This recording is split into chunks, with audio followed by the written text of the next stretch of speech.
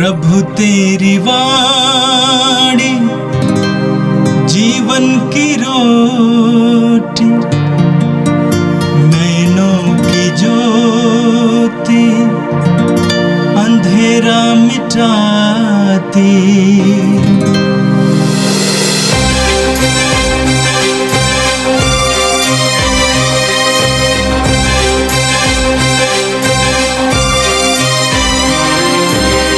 प्रभु तेरी वाणी जीवन की रोटी, नैनों की ज्योति अंधेरा मिटाती।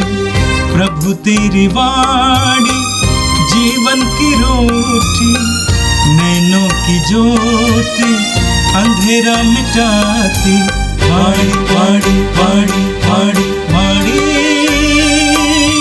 पवित्र है, शाश्वत है, जीवन का मन्ना है। 26 जनवरी मंगलवार। पहला पाठ तिमोथी के नाम संत पौलुस का पहला पत्र, अध्याय 2, पद संख्या 1 से 8। मैं सबसे पहले यह अनुरोध करता हूँ कि सभी मनुष्यों के लिए, विशेष रूप से राजाओं और अधिकारियों के लिए, अनुनय, विनय, प्रार्थना, निवेदन तथा धन्यवाद अर्पित किया जाए, जिससे हम भक्ति तथा मर्यादा के साथ निर्विघ्न तथा शांत जीवन बिता सकें। यह उचित भी है और हमारे मुक्तिदाता ईश्वर को प्रिय भी, क्योंकि वह चाहता है कि सभी मनुष्य मुक्ति प्राप्त करें और सत्य को जानें। क्योंकि केवल एक ही ईश्वर है और ईश्वर तथा मनुष्यों में केवल एक ही मध्यस्थ है, अर्थात ईसा मसीह, जो स्वयं मनुष्य है और जिन्होंने सबके लिए उद्धार के लिए अपने को अर्पित किया। उन्होंने उपयुक्त समय पर इसके संबंध में अपना साक्ष्य दिया। मैं सच कहता हूँ, झूठ नहीं बोलता। मैं इसी का प्रचारक तथा प्रेरित गैर यहूदियों के लिए विश्वास तथा सत्य का उपदेशक नियुक्त हुआ हूँ। मैं चाहता हूँ कि सब जगह पुरुष बैर तथा विवाद छोड़कर श्रद्धापूर्वक हाथ ऊपर उठाकर प्रार्थना करें। यह प्रभु की वाणी है। संत लूकस के अनुसार प्रभु यीशु का पवित्र सुसमाचार, 10वां अध्याय, वाक्य 1 से लेकर 9 तक। प्रभु ने अन्य 72 शिष्य नियुक्त किए और जिस जिस नगर और गांव में वे स्वयं जाने वाले थे, वहाँ 2-2 करके उन्हें अपने आगे भेजा। उन्होंने उनसे कहा, फसल तो बहुत है, परंतु मजदूर थोड़े हैं। इसलिए फसल के स्वामी से विनती करो कि वो अपनी फसल काटने के लिए मजदूरों को भेजे। जाओ, मैं तुम्हें भेड़ियों के बीच भेड़ों की तरह भेजता हूँ। तुम न थैली, न झोली और न जूते ले जाओ, और रास्ते में किसी को नमस्कार मत करो। जिस घर में प्रवेश करते हो, सबसे पहले यह कहो, इस घर को शांति। यदि वहाँ कोई शांति के योग्य होगा, तो उस पर तुम्हारी शांति ठहरेगी, नहीं तो वो तुम्हारे पास लौट आएगी। उसी घर में ठहरे रहो और उनके पास जो हो वही खाओ पियो, क्योंकि मजदूर को मजदूरी का अधिकार है। घर पर घर बदलते ना रहो। जिस नगर में प्रवेश करते हो और लोग तुम्हारा स्वागत करते हैं, तो जो कुछ तुम्हें परोसा जाए वही खा लो।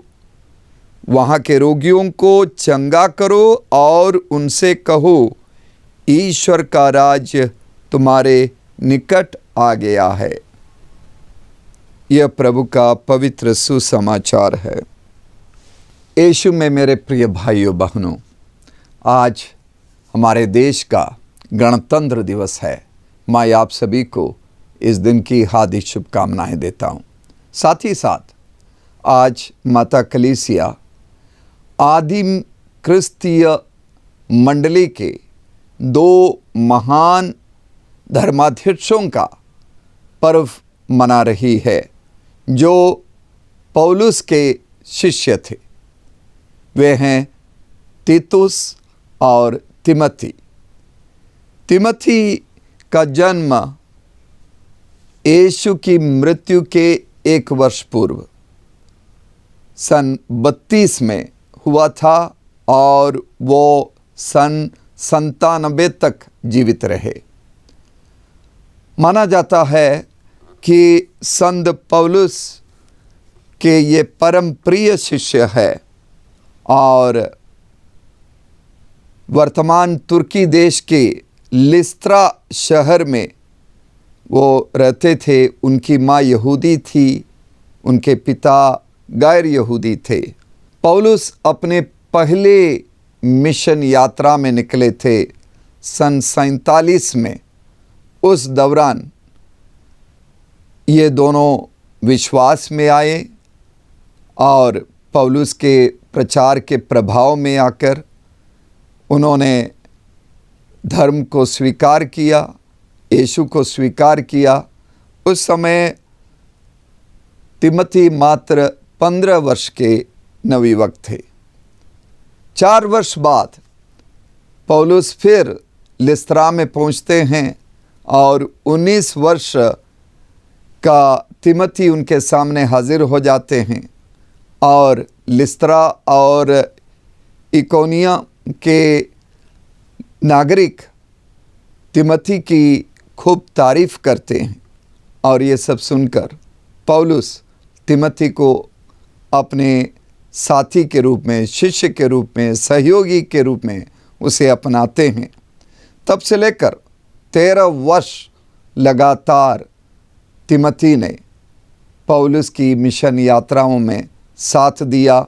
जहाँ पौलुस जाने वाले थे उनके आगे आगे जाकर लोगों को तैयार करते थे और पौलुस के निकलने के बाद वहाँ के लोगों के विश्वास को बढ़ावा देने में तिमोथी ने बहुत बड़ा सहयोग दिया। और बताया जाता है कि सन 64 में पौलुस ने तिमोथी को एफेसुस के धर्माध्यक्ष के रूप में नियुक्त किया और एफेसुस में रहकर तिमोथी ने धर्म का प्रचार किया और बहुत बड़ा इलाका उनके अधीन था। लोग आदिम क्रिस्तीय मंडली के विश्वास को बढ़ावा देने में उन्होंने बहुत महान कार्य किया। और उनकी मृत्यु के बारे में हमें स्पष्ट जानकारी नहीं है। कहा जाता है कि सन 97 में संभवतः वे पत्थरों से मारे डाले गए और इस प्रकार शहीद हो गए। उसी तरह पौलुस का दूसरा शिष्य हैं संत तीतुस। तीतुस अंधियोखिया के रहने वाले थे और यरूशलेम और आसपास यीशु के द्वारा बहुत सारे चमत्कारों के बारे में सुनकर इन चमत्कारों की वास्तविकता जानने के लिए तीतुस यरूशलेम की ओर गए और बताया जाता है कि वे यीशु के शिष्य बन गए और यीशु के 72 शिष्यों में से तीतुस भी थे। और पौलुस के अपने समय में उनके प्रभाव में आकर पौलुस के सहयोगी के रूप में तीतुस भी उनके साथ हो लेते हैं। पौलुस ने तीतुस को अपने दुभाषी और सचिव के रूप में नियुक्त करते हैं। सन 64 में क्रेत नामक द्वीप में पौलुस उन्हें धर्माध्यक्ष के रूप में नियुक्त करते हैं। आज के पहले पाठ में हम सुनते हैं पौलुस तिमोथी को लिखते हुए ये कहते हैं कि अपने विश्वास में मजबूत रहें। ईश्वर ने हमें भीरुता का नहीं बल्कि सामर्थ्य, प्रेम तथा आत्म संयम का मनोभाव प्रदान किया। और आगे पौलुस तिमोथी को कहते हैं, तुम न तो हमारे प्रभु का साक्ष्य देने में लज्जा अनुभव करो और न मुझसे जो उनके लिए बंदी हूँ, बल्कि ईश्वर के सामर्थ्य पर भरोसा रखकर तुम मेरे साथ सुसमाचार के लिए कष्ट सहते रहो। पौलुस ने तिमोथी के नाम 2 पत्र लिखे और तीतुस के नाम 1 पत्र लिखा, और उन पत्रों के माध्यम से इन धर्माध्यक्षों के विश्वास और उनके कार्य के लिए उन्होंने प्रोत्साहन दिया और अपने रेवड़ के लोगों के विश्वास को बढ़ावा देने के लिए उन्होंने बहुत सारे नुस्खे बताए।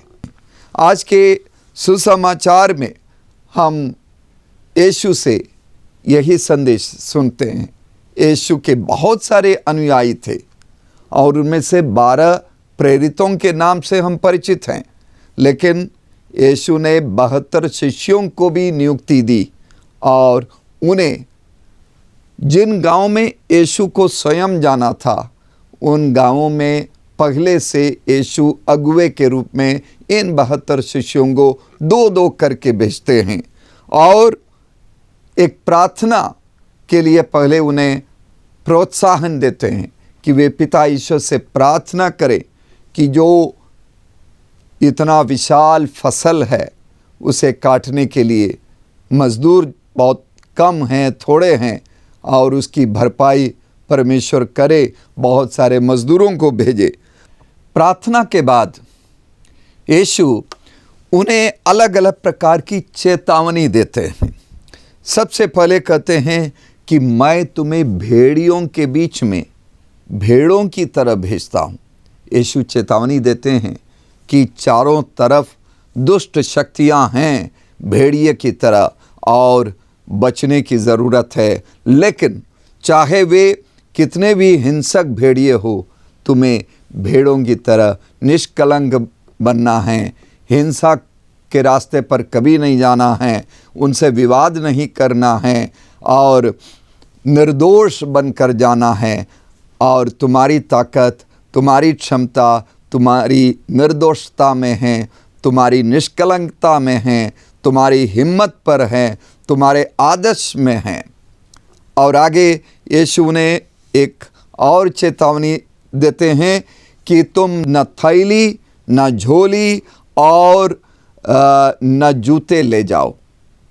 यीशु चाहते हैं कि उनके शिष्य भौतिक संसाधनों पर भरोसा ना रखें। थैली में हम लोग क्या ले जाते हैं? भोजन, कपड़ा और धन, ये सारी चीज़ें। यीशु कहते इन चीज़ों की ज़रूरत नहीं है, जहाँ जाएंगे वहाँ भोजन मिलेगा। किसी भी प्रकार की इस तरह की भौतिक तैयारियों की ज़रूरत नहीं है। तुम्हें जो आंतरिक शक्ति मिली है उस आंतरिक शक्ति का एहसास करते हुए आगे बढ़ना है। मेरे प्रिय भाइयों बहनों, हम सभी को पुनर्जीवित यीशु मसीह शक्ति देते हैं, पवित्र आत्मा शक्ति देते हैं और उस शक्ति के आधार पर हमें यीशु के सुसमाचार को यानी ईश्वर के राज की घोषणा करने के लिए निकलना है, अपने भौतिक संसाधनों के आधार पर नहीं। आगे यीशु एक और चेतावनी देते हैं, रास्ते में किसी को नमस्कार मत करो। ये बहुत संकट वाली चीज़ है कि यीशु ने इस तरह की चेतावनी क्यों दी। यीशु चाहते हैं कि हम जिस उद्देश्य के लिए जा रहे हैं उस उद्देश्य से हम भटक ना जाएं। अब भड़काने वाले बहुत सारे लोग आएंगे, उनसे बातचीत में, उनसे वार्तालाप में हम अपने उद्देश्य को भूल सकते हैं। हम सभी क्रिस्तियों को मिशनरी कार्य की जिम्मेदारी मिली है। जो इस कार्य को अपनाते हैं वे अपने मूल उद्देश्य से भटक जाते हैं, लोगों के सेवा में लग जाते हैं, लेकिन ईश्वर के राज्य की घोषणा करने के बदले और कार्यों में लग जाते हैं। इससे बचने की चेतावनी यीशु इस तरह कर रहे हैं कि रास्ते में किसी को नमस्कार मत करो। आगे यीशु कहते हैं कि जिस घर में प्रवेश करते हो सबसे पहले ये कहो कि इस घर को शांति मिले। शांति की प्रतीक्षा में बहुत सारे लोग अपना जीवन बिता रहे हैं। बहुत सारे लोग अत्याचार, अन्याय और दुष्ट शक्तियों के बीच में जीवन जी रहे हैं और उन्हें ज़रूरत है। परमपिता ईश्वर ने यीशु को शांति के राजकुमार के रूप में हमारे बीच में भेजा और वो शांति का राजकुमार अपने शिष्यों को भेजते हैं शांति का संदेश सुनाने के लिए। जहाँ दुश्मनी है, जहाँ हिंसा है, जहाँ नफ़रत है, जहाँ एक दूसरे से घृणा है, उन सब के बीच में शांति के संदेशवाहक के रूप में, शांति के राजदूत के रूप में हम पहुंच जाएं, यही यीशु का संदेश है। और यीशु एक और चेतावनी देते हैं, उसी घर में ठहरो जहां तुम्हारा स्वागत हुआ है और जो परोसा जाएगा उसे खाओ। कहने का तात्पर्य है जिसने शांति के संदेश को स्वीकारा, जिन लोगों ने ईश्वर के राज के संदेश को स्वीकारा, ईश्वर के राज को अपनाने के लिए इच्छा जाहिर की, उनके बीच में रहो और उनके बीच में ईश्वर के राज की स्थापना करो। उनको त्याग कर आगे मत बढ़ो। जब तक वहाँ ईश्वर के राज की स्थापना पूरी नहीं होती है वहाँ रहो। वे जो देते हैं उसी को ग्रहण करो, उसी को खाओ। और आगे यीशु कहते हैं रोगियों को चंगा करो। मेरे प्रिय भाइयों बहनों, हम देखते हैं हमारे चारों तरफ शारीरिक रूप से, मानसिक रूप से, आत्मिक रूप से बहुत सारे लोग बीमार हैं। उन बीमारों को चंगा करने का संदेश यीशु देते हैं। और अंत में यीशु कहते हैं कि उनसे कहो कि ईश्वर का राज्य निकट आ गया है। हमें चाहिए कि हम अपने ईश्वरीय अनुभव को लोगों के साथ साझा करें।